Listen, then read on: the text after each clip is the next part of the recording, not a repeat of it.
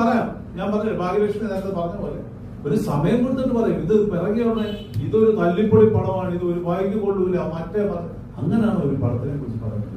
കൊള്ളൂല, എനിക്ക് ഇഷ്ടപ്പെട്ടില്ല എന്ന് പറഞ്ഞിട്ട് പോട്ടെ. അത് കഴിഞ്ഞിട്ട് അങ്ങേര് പോയിട്ട് എവിടെ വേണോ 4-5 ദിവസം കഴിഞ്ഞ് ഈ റിവ്യൂ നടന്നിട്ട് ഒരു പ്രൊഡ്യൂസർ മുടക്കുന്ന കാശ്, കോടിക്കണക്കിന് രൂപയുടെ കാശ് മുടക്കിയ ഒരു സാധനമാണ് വന്നു നിന്നുകൊണ്ട് ഒരു ക്യാമറ, ഒരു ചെറിയ ഒരു മൊബൈൽ ക്യാമറ വെച്ചിട്ട് അതിന്റെ മുമ്പിൽ നിന്നുകൊണ്ട് പറയുന്നത് ഇത് ഒരു വായിക്കും കൊള്ളില്ല, ഇത് മോശമാണെന്ന് പറയുമ്പോൾ അത് എന്തുമാത്രം നെഗറ്റീവായിട്ട് ബാധിക്കുന്നു. എത്ര ഒരു പ്രൊഡ്യൂസറുടെ ചങ്കിലിട്ട് കുത്തുന്ന പോലാണ്, അയാളുടെ ജീവിതമാർഗമാണ് കളഞ്ഞു കുറിക്കുന്നത്.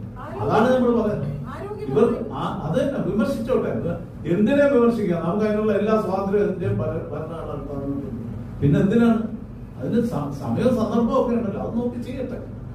നമ്മളിപ്പോ ഈ ഒരു സിനിമയുടെ കാര്യം സംസാരിക്കാൻ വന്നിട്ട് നമ്മൾ വേറൊരു ട്രാക്കിലോട്ട് നീങ്ങി